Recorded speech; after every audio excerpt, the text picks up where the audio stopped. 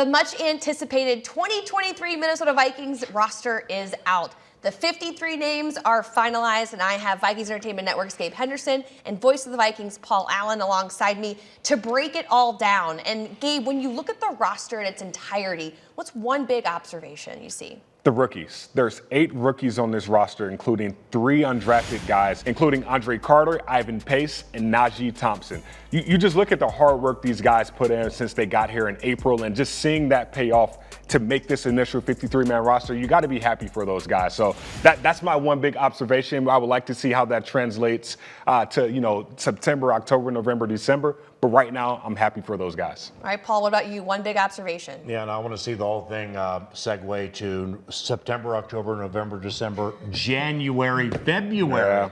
Yeah. Gabe mentioned Najee Thompson.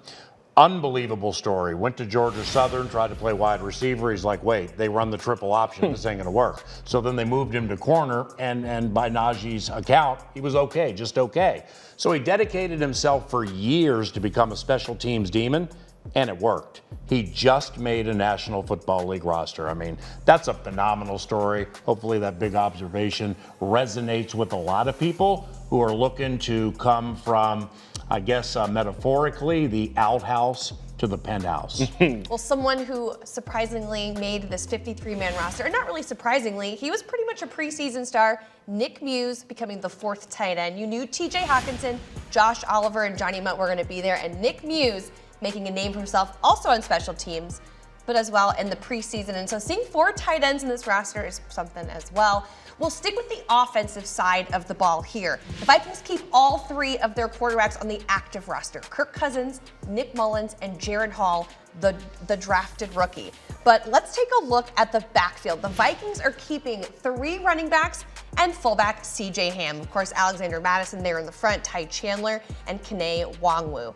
When you look at this room, it's a little different just because you don't see Dalvin Cook's name in there anymore, right? Yeah. But Gabe, this is a really big opportunity for Ty Chandler to take that next step to RB2. Yeah, a guy that was on the practice squad last year, didn't get many reps, but we saw him flash in the Denver Broncos game preseason week number 3, I believe, in 2022. So for him to have his opportunity, for him to finally be on the roster, I can't be more excited. I'm a little biased just being from North Carolina, him being a Tar Heel. I was like, woo, woo, woo. But at the same time, you got to put in that work. This opportunity only applies more pressure for Alexander Madison, who's trying to get those RB1 carries. So Ty Chandler, keep it going, man. I'm excited for him.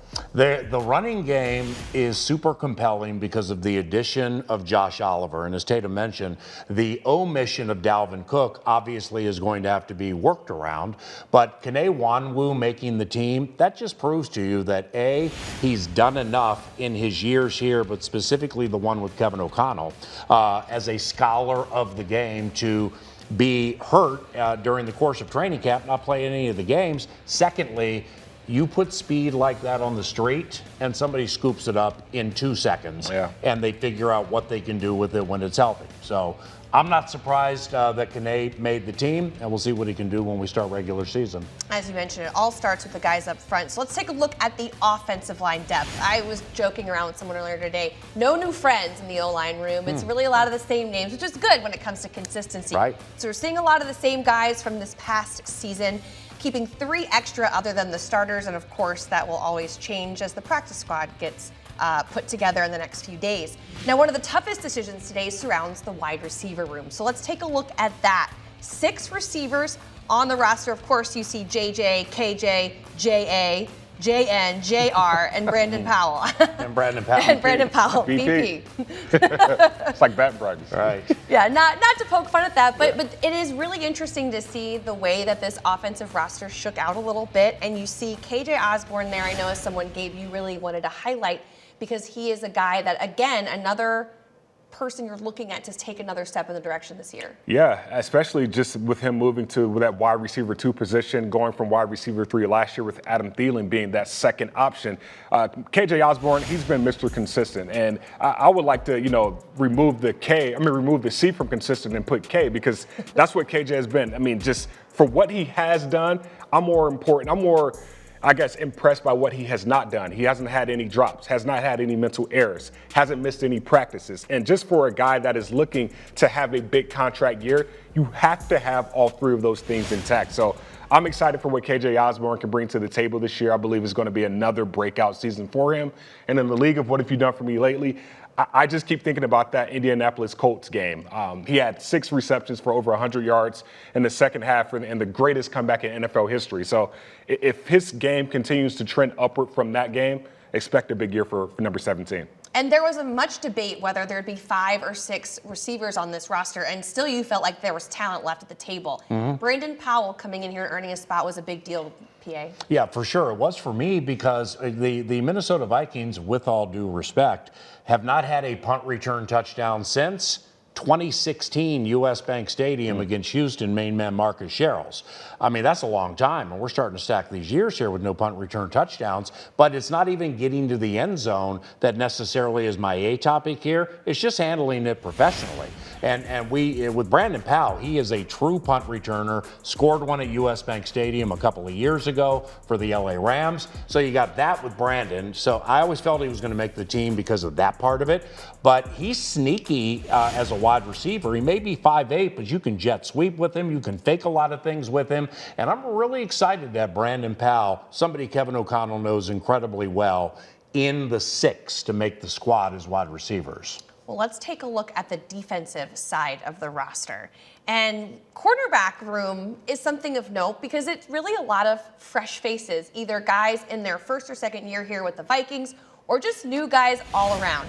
When you take a look at it, there's 5 names: Byron Murphy Jr., Caleb Evans, Mekhi Blackman, Andrew Booth Jr., and of course the one we talked about, Najee Thompson. Now, when you look at the rest of the defensive backs, there are 6 safeties, which is something of note because I think that's a little bit more. It was almost at the point, who were you going to get rid of? Who are you going to get rid of at safety? So you look at the 6 names. Gabe, is anyone jumping off the page at you?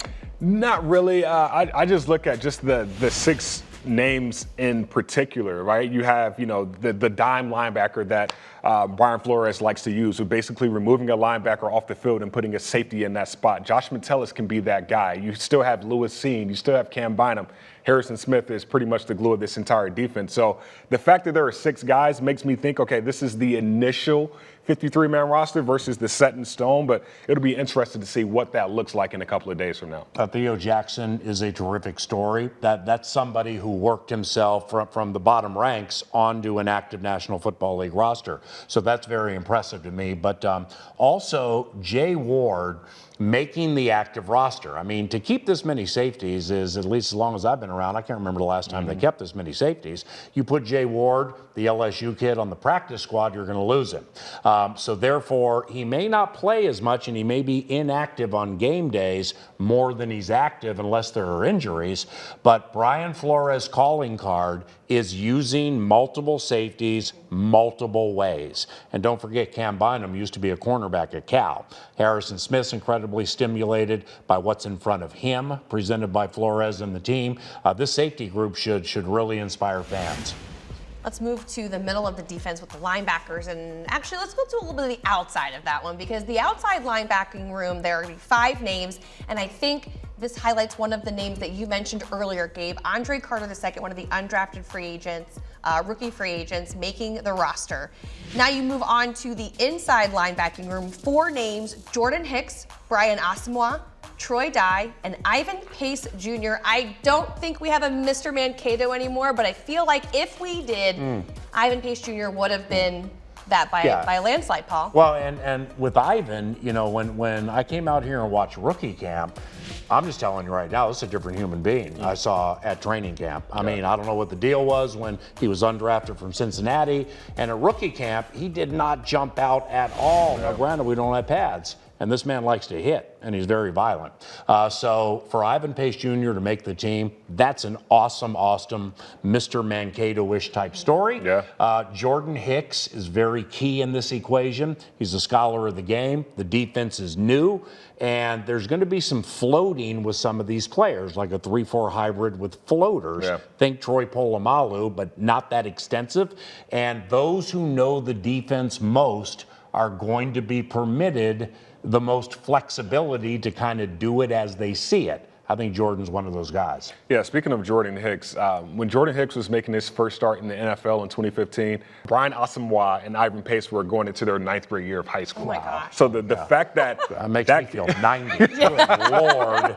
So the fact that Jordan Hicks is still playing ball at such a high level, but still bringing all these young guys together and bringing them up to his level of play, that says a lot about having a veteran in that leadership position in the middle of that defense. So I know a lot of people aren't talking about our linebackers being the strong point of our team, but when you have Jordan Hicks manning that room, that makes everybody better. So I'm excited to see what that room looks like this year. That's such a great last point to bring this all together, because I do feel like there are so many great veteran presences when you look at every position on the depth chart, with so much talent and youth to learn and to grow under these guys. And so it's a nice intermixing, I would say. You said something earlier off that point that's prescient, and I think it's very telling about the offensive line. I mean, as cliche as people may think it is, an offensive line is a fist, and you got left tackle, left guard, center, and the whole thing.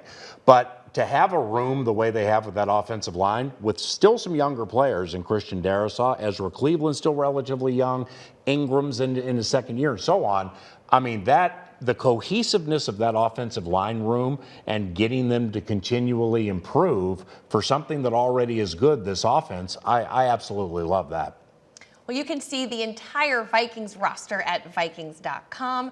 Please feel free to check that out, as well as the 16-man practice squad, which will be in the works as we speak. That will be released very soon. We'll also hear from GM Kwesi Adofo-Mensah and head coach Kevin O'Connell. Well, with the roster set, all eyes are on the season opener. Of course, the Buccaneers and Vikings square off at noon in 12 days to kick off the 2023 season. The classic uniforms will debut. They're honoring Bud Grant. They're honoring the 1970s team, so it should be a lot of fun. We have a lot to look forward to here for the 2023 Vikings season. Until then, please stick with Vikings Entertainment Network and Vikings.com, the Vikings app, for everything you need heading into the season opener. Again, much thanks to Paul Allen and Gabe Henderson for being here today, and we can't wait to see you guys back at the bank very, very soon.